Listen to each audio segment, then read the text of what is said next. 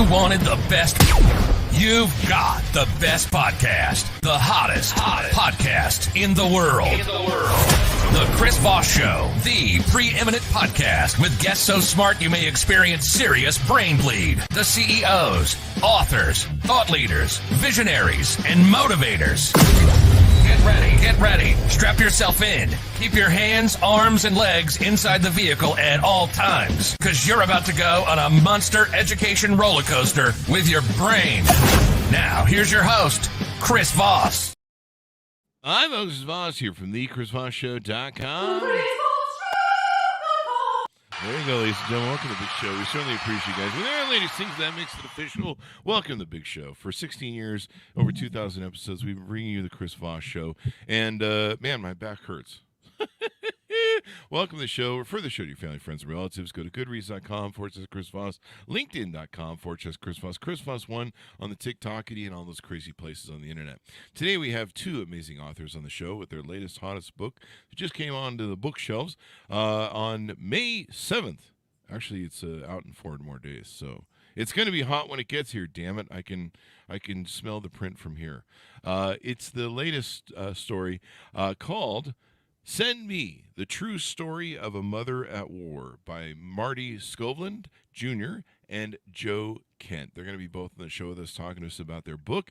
Marty is the editor-in-chief of Task and Purpose, a military news and culture publication. He's a former Army Ranger and an experienced conflict reporter who has reported on assignment from Afghanistan, Iraq, and Ukraine, in addition to embedding with the U.S. military around the world.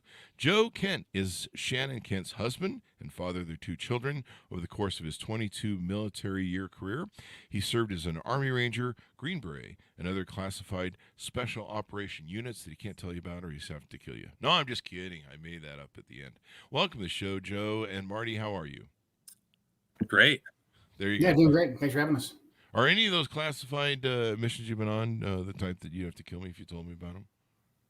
Not really. I mean, if I told you about them, I'd probably just get in a bunch of trouble and have to give money back. So nothing. Yeah. I wasn't quite that cool. Wasn't that? Don't want to do that. Don't want to do that. Yeah. I think that only happens in movies, maybe. I don't know. Anyway, so guys, congratulations on the new book. Welcome to the show. Give us any .coms where you want people to find you on the interwebs. Send me anywhere you buy books. Just the word "send me" will get you there. It's on Amazon. You can find me at Joe Kent 16JAN19 on pretty much every single social media platform. Yeah, and biggest thing: go out, pick up a copy of the book, pick up a copy for your friend, for your family members. But yeah, I'm on all the normal social media platforms, and it's just my name, Marty Skovlund Jr. There you go. So, guys, give me a 30,000 overview of what the book is and what's inside. So the book is the story of Shannon Kent's life. She was killed fighting ISIS in Syria in 2019. She was killed on her 5th combat deployment. The book kind of goes back and tells the tale of how Shannon ended up in the military, her childhood growing up, some of her early deployments. I wrote the portions that were specifically about our relationship, how we met. We kind of met under some, I guess, unusual circumstances, usual for us, for people in our line of work, but unusual, I think, for most folks. And then how we formed a family together, how Shannon loved our family, and then just the trials and tribulations that we faced with both of us being in the clandestine world and deploying to fight on behalf of our country. And then tragically, everybody sort of knows how the book ends. It ends with Shannon's tragic death. But the book is a tribute to her. I really set out to write it initially for our 2 young sons. They were 1 and 3 when she was killed, so they could get to know their mom a little bit better when they're old enough to fully understand. They can get to know her beyond the stories that I tell them and their grandmother and grandfather and aunts and uncles tell them. But then also we really, through Shannon, we wanted to tell the story of a lot of other women veterans who fought in the global war on terror, a lot of intelligence professionals who fought in the war on terror, who really haven't had their story told yet.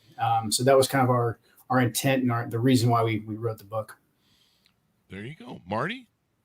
Yeah, and just to give Joe a little bit of credit here too, he, as Shannon's husband, I like to liken them to a real life Mr. and Mrs. Smith as the movie was. Both of them incredibly patriotic family, did so much on behalf of our country. And I think that this book, like Joe said, a tribute to Shannon, but also a great example of how two great Americans were able to go out and do great things on behalf of their nation while raising two young boys, while starting a family, while maintaining and growing a marriage. And it all just tragically came to an end too soon, but we've got that all and wanted to capture that all in this book. There you go, a story of heroism.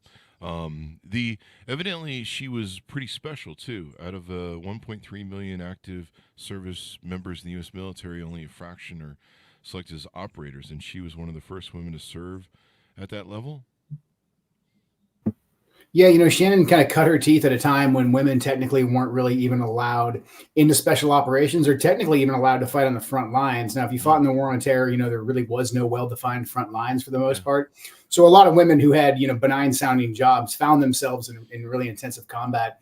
But Shannon knew she had a knack for languages. She volunteered to study and learn Arabic, and then she volunteered for deployment and then just never stopped volunteering. She really had an ability to understand the Iraqi dialect, which is actually even more complicated than standard Arabic, and then also to build relationships with Iraqis, and in particular Iraqi women, but also a lot of Iraqi men. And that made her a pretty potent human intelligence collector. Women are often overlooked, but especially in a society like the Middle East, women are overlooked, but they observe and they have access to a lot of things that men simply don't. So through Shannon's ability, she kind of earned a slot within special operations before there was actually technically a slot for her. I mean, there was a couple other women that were doing this as well, but Shannon got her foot in the door that way. And then by the time the Navy SEAL teams and the special operations task forces were letting women formally be a part of them, she was already in that pipeline. So she had already been on, 4 combat deployments by the time the memo was finally signed in 2014 that opened up all jobs in the military to women. There you go. Now, we had Clarissa Ward from CNN on the show a couple years back for her book. And one of her issues with being in Iraq and different Middle Eastern areas is she's a very tall and very blonde, very white woman, skin-wise.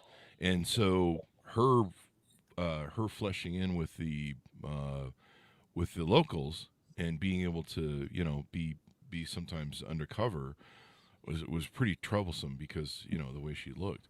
It looks like maybe she had the blonde hair and white skin. Did that ever be an issue for her? I think. Sorry, I was going to jump in. I think one of the disadvantages that somebody like Clarissa Ward had was she's got a TV crew following her around. That's true too. And she's really tall. That doesn't really help you blend in, right? She's really tall too. Yeah, I think in Shannon's case, she was a master at blending in the most advantageous way for the mission. So that could be, yes, going in and putting on some of the traditional headdresses and things like that maybe would obscure her nationality a little bit, but also in the case of a lot of times just blending in with the normal troops or the troops that were regularly conducting patrols. So there's a couple of, I think when people think about blending in an area, there's a couple of different ways to do that. And Shannon, I think, was great at figuring that, but Joe can talk much more about that. Mm-hmm. Yeah, I mean, Shannon understood her operational environment. That's usually one of the things that we teach special operators is kind of understand where you are, know the culture. Her understanding the culture and the language, I think, was really key. I mean, she was blonde, redheadish, and very Caucasian, so she would stick out. But I would as well. But I did a lot of stuff behind enemy lines as well. So as long as you know generally how to dress, the cultural norms, you know how to act. Shannon really would capitalize on the fact that Middle Eastern women are ignored. It's almost polite to ignore women in the Middle East. So if she rode in the back seat of a taxi with 2 men up front, you're not supposed to look in the back if you can see it's clearly a woman back there. And so she really capitalized on that. And then her ability to speak, she had an ability to understand dialects and replicate accents. I mean, there's a lot of native Iraqi speakers who really genuinely thought that Shannon at least had one Iraqi parent and that she had grown up speaking some dialect of Iraqi Arabic. So that would tend to get her past any scrutiny she got, was just her ability to throw out a couple like key slang phrases that even your average Arabic speaker just wouldn't know unless they were from that part of Iraq. It's pretty savvy. So what motivated her? What motivated her to want to join the military and serve?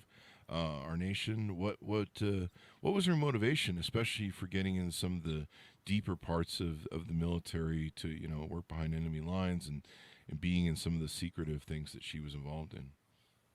9/11 was the catalyst for her to join the military. She's a New Yorker.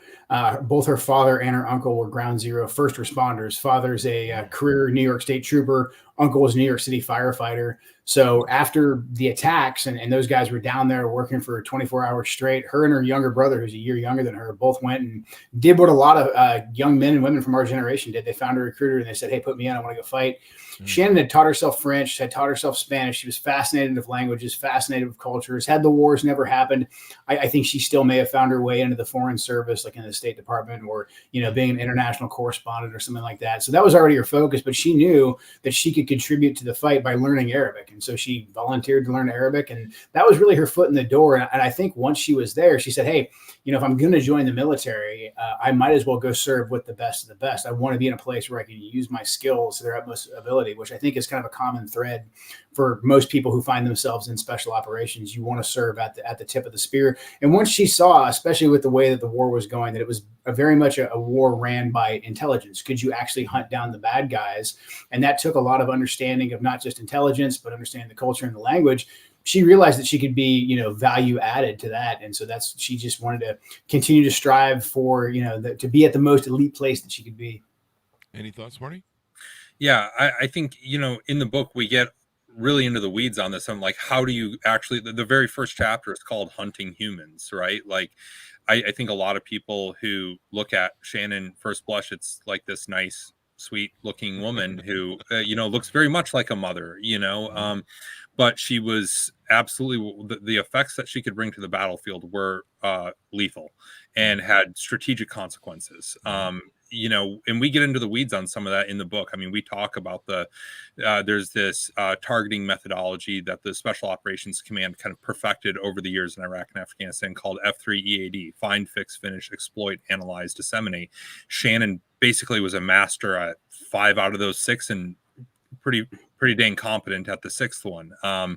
And she just, I think it was so rare to find somebody like that in those theaters, even back then, where it was, I remember on deployments, it wouldn't be uncommon to find women as interrogators or in different sort of intelligence roles, but so rarely would you find somebody. I don't think I ever encountered somebody that was doing what Shannon was doing in all the different areas of intelligence and special operations.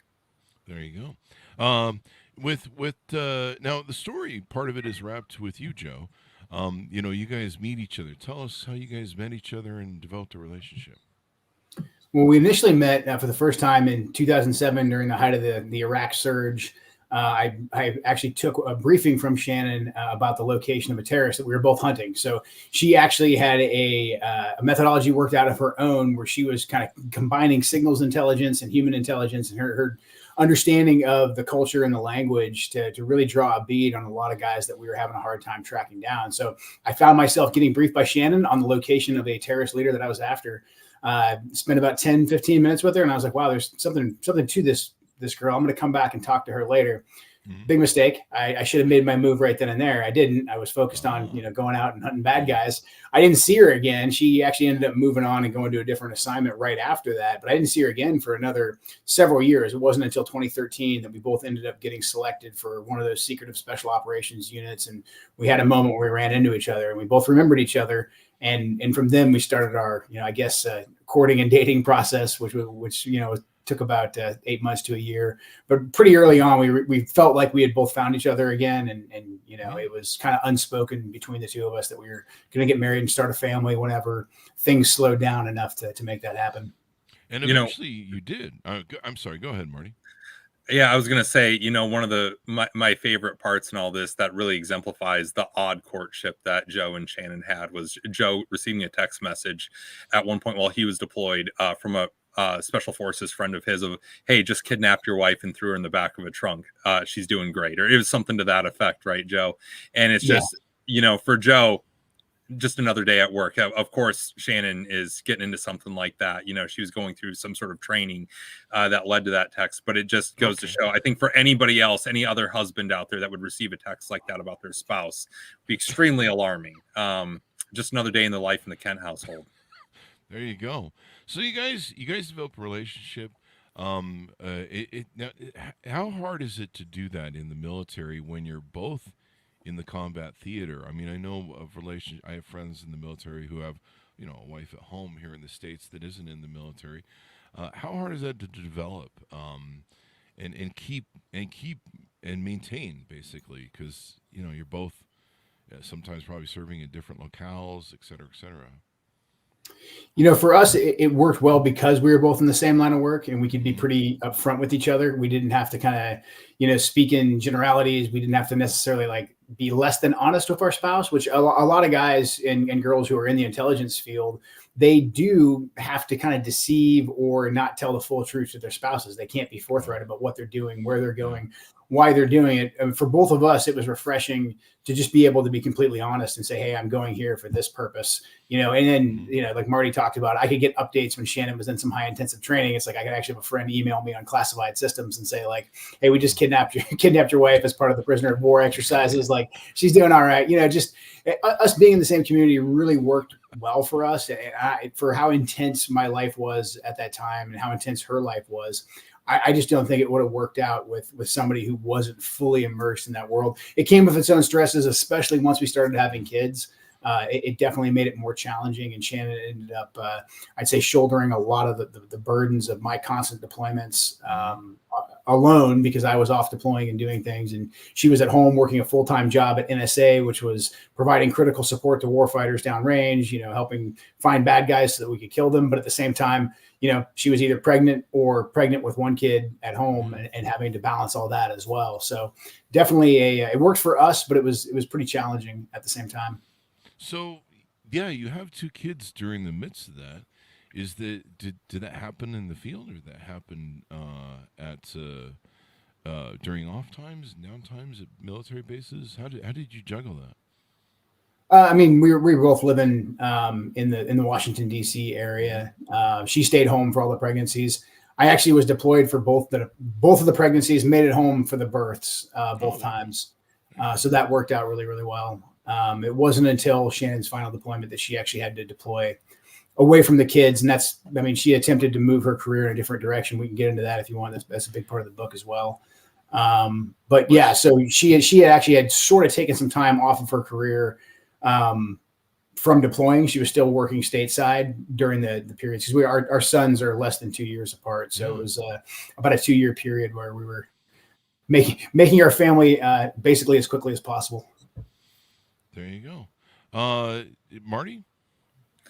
Yeah, I don't know how they did it. One of the things that I took away from the parts of the book where we're talking about their home life and how they had to juggle everything is, it seems Shannon had a 25th hour in the day that the rest of us didn't have. When we talk about the important work she was doing at work, and then the stuff at home with kids and on the family front, she was also running marathons. She was also doing this incredible artwork. Joe's got an incredible dining room table right now that has a beautiful mosaic inlay that Shannon worked on. The gardening, she got her bachelor's degree and her graduate degree, as well as started the process for her going into a doctorate program, all while all this other stuff was still going on.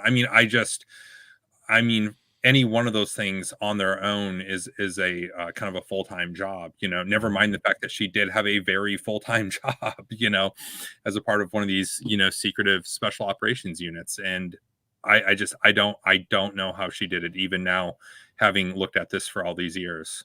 Mm-hmm. Let's get into her trying to transfer her career, and then she ends up on a deployment that ends up being her last deployment. That sounds like a bit of a tragedy in that for me, what's the old, is it hunting for Private Ryan? The policy that the U.S. had to make, that we can't have the whole family at war in case somebody in case the last son dies. I mean, it seems like this is something putting both parents in a theater of war is kind of a bad idea. But I don't know. I'm not. How does the military handle this? Well, the military technically won't deploy both parents at the same time. There's waivers for all that in case there's like a need for it. When I deployed at the same time as Shannon, I'd already retired from the military. I was in the CIA then. Okay. So that was that was mostly my choice, actually. And I talk about that in the book. Deploying had just become so routine to us that it was just like, well, I'll just go over for, 45 days. Won't be a big deal. Boy, was I wrong. But Shannon attempted once we had kids to kind of shift her career in a direction where she could still serve and do something impactful, but at the same time, have a more regular, consistent job where she wouldn't have to deploy. She'd be home with the kids. She had a passion for psychology. On her fourth deployment to Afghanistan, she was assigned to a SEAL team, and the commander of that SEAL team, who Navy SEAL, very well respected, committed suicide on that deployment.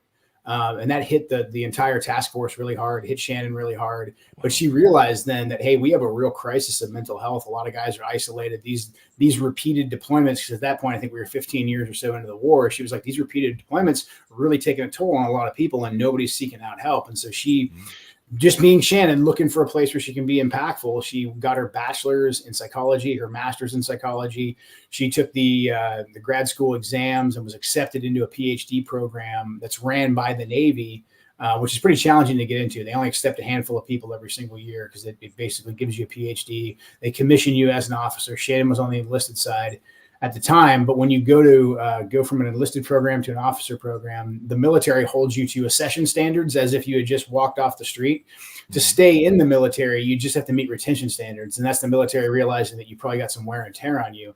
So even though Shannon had been accepted into this program because she had cancer while I was deployed to Iraq, and she didn't tell me she just had the cancer cut out of her thyroid, and she had returned to duty, fully fit to serve, fully fit to deploy, technically she was ineligible to become an officer. So the catch-22 was that she was fit to deploy to combat, but not to go sit in a classroom. So, despite her best efforts, she was sent on her final deployment as opposed to being in a PhD program.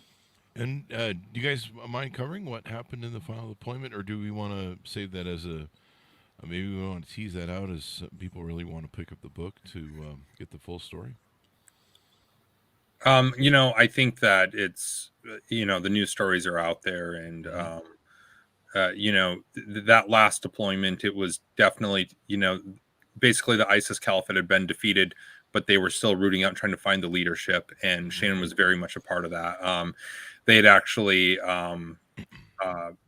President Trump at that point had actually wanted to pull people out of Syria right before that deployment happened. So there's a couple of different sort of off ramps that could have happened for Shannon there, but she ended up on that deployment doing her job at a very high level.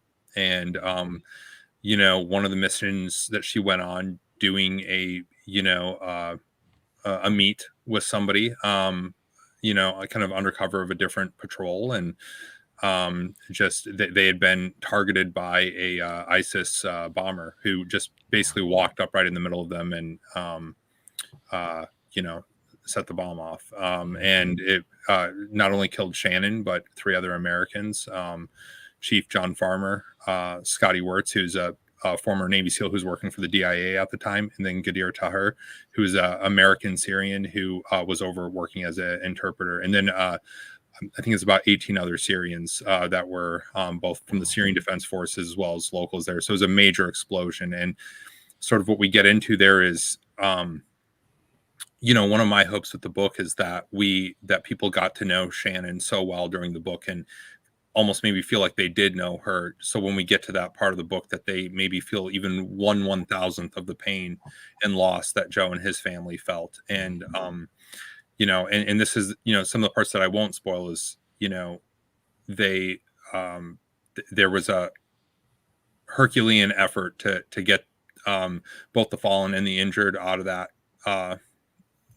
that spot. And then we kind of look at the ripple effect that Shannon's death had throughout the military around the world. And it was And again, I won't go into detail. People can read the book, but some of the hardest parts to read, and I've been through this thing hundreds of times at this point, and I still get choked up when I read about Joe finding out while Joe was deployed, and then some of the reactions months later and some of the tough conversations that Joe had with his boys.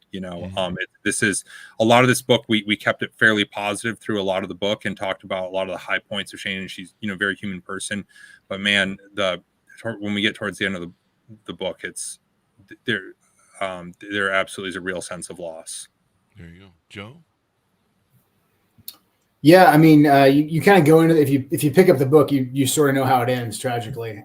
So the final chapter, it's probably tragically it's the least climactic. You know how what happens. But yeah, the notification process for me was a lot different than I think your typical spouse. I didn't get a knock on the door. I was deployed as well. I was kind of out in the middle of nowhere in another war zone, not in Syria, but somewhere else. And wow.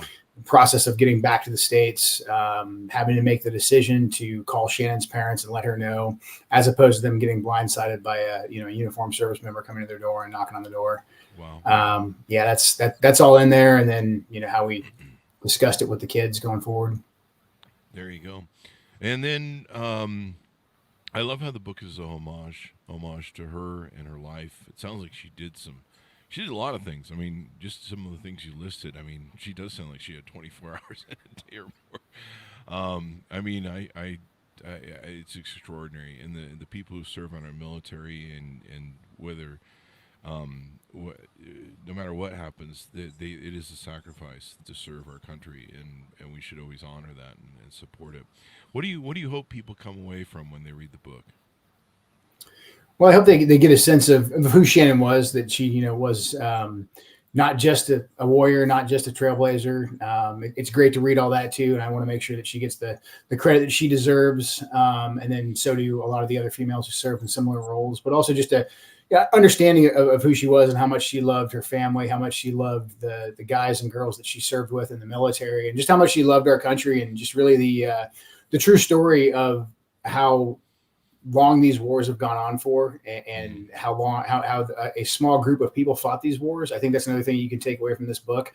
This wasn't just one deployment that she did. I mean, she was killed on her fifth deployment. Her entire adult life had been geared towards this. She was very much a professional warrior, just like me and so many of my friends. And so when people read this, and they also at the same time are reading about Abu Bakr al-Baghdadi, the leader of ISIS, and his evolution at the same time, they can really get a grasp of just how long of a conflict this has been, and how it's really been fought by a small group of people in our country. So I know people appreciate the military, and so if you want to just get a better understanding of the depth of our military, I think that's an important thing you can get from the book. Marty? Yeah, I want people to experience, get to know Shannon Kent, and then experience just a little bit of that loss that happened. But, on a more positive note, I hope that there's a lot of people that are inspired by her story and the way that she lived her life, and the ferocity in which she approached every goal that she had, every objective she wanted to complete. I've got two young daughters. My youngest daughter, her middle name is Shannon, after Shannon Kent. This book is going to be required reading for both of them. And, so it's inspiration, but then also I think that there's a lot of women who have served on the front lines, again, long before they were ever technically allowed to, who don't have a good way to explain what they did. A lot of people don't believe them. There's one person I was just talking to the other day who literally had to dig up an award citation she had received for her support to a Marine platoon in Afghanistan, because her local VA didn't believe that she'd experienced what she'd experienced. And so she had to find the actual write-up as proof. That's something that Joe and I typically aren't going to run into. And it's beyond just the women. It's the intelligence community as a whole. At Shannon's memorial service, there was, and I'm kind of paraphrasing here, but one of the speakers at her memorial service said, a lot of people think that us cryptologists are, sitting in a windowless room, toiling away, trying to decrypt things or translate things, far from the front lines. If that were true, we wouldn't be here today. So there's a lot of folks that just have been kind of, I guess, underrepresented as it pertains to the storytelling of the war on terror. And maybe this book is, I don't want to be so egotistical to say, hey, this is like the Black Hawk Down for the Intel folks. But, hopefully it goes a little bit towards that goal of making sure people from Shannon's community are, represented in this book. There you go. I mean, everyone's life is valuable, especially those who serve and do so the sacrifice for our country and what we do. I think somewhere in our most recent mentality of it seems we're disaffected sometimes by these losses or the sacrifices that military people make. Maybe it's because deaths aren't reported so much highly in the news maybe anymore. I know there was a fall off during the Afghanistan war where they just didn't really report stuff very much. It seemed in the news what was going on. A lot of our news has seemed to move to more local stuff than international, and so I think the view, our views become more nationalistic. But stories like this highlight the need to recognize the sacrifices that people make in the military, and a lot of people don't seem to understand. We've had a lot of military people on the show that have talked about their stuff and what they can talk about, and people don't realize how much there are stories that we don't hear about where you guys stand in between the most evil people in the world who want to hurt us, and a lot of those stories never get told because they're classified, but they're there, and there's a lot of times where our safety and our security and going about our daily life, you guys stand in the brink between those evil people and us. So those are my thoughts. If you have any comments, folks, as we go out, or how to tell people how to pick up the book wherever fine books are sold. Yes, send me wherever you buy books. It's on Amazon. It's on all the major platforms. It'll be actually on shelves on May 7th in your local bookstore if you prefer to buy that way. We did an audio version as well that Marty narrated. So if you're an Audible person and you like that format, you can get that too. So send me anywhere you buy books. There you go, Marty. Yeah, like I said, pick up a book for yourself, pick up a book for your family members, share it around. I've had a few different people that I've, sent a copy out to, and they said, well, I've already pre-ordered it. Yeah. Take the book I'm giving you, that one that you pre-ordered, gift it to somebody else. We want this story to be shared as widely as we possibly can. I want Shannon Kent's name to be a household name. We should be seeing her as one of the notable figures to come out of the War on Terror, and as a great American that is remembered long after her death, and this book is just the start of that. That's just the first thing that we can do to sort of record her life, her achievements, and what she did. And, so the more people that read this, the more people that talk about her, the more her memory stays alive. And I think that's the most important thing we can do, and the best way we can say thanks. There you go. Well, it's been an honor to have you guys on the show. Thank you for your service. Thanks for writing the book and getting it out there, and giving her a memorial that she definitely deserves, and hopefully people will pick it up. Folks, you can pick up the book May 7th, 2024. Send Me, The True Story of a Mother at War. Thanks, Monis, for tuning in. Go to goodreads.com/Chris Voss, LinkedIn.com/Chris Voss. Chris Voss, one of the TikTokity, all those crazy places we're on the internet. Thanks for tuning in. Be good to each other. Stay safe. We'll see you next time.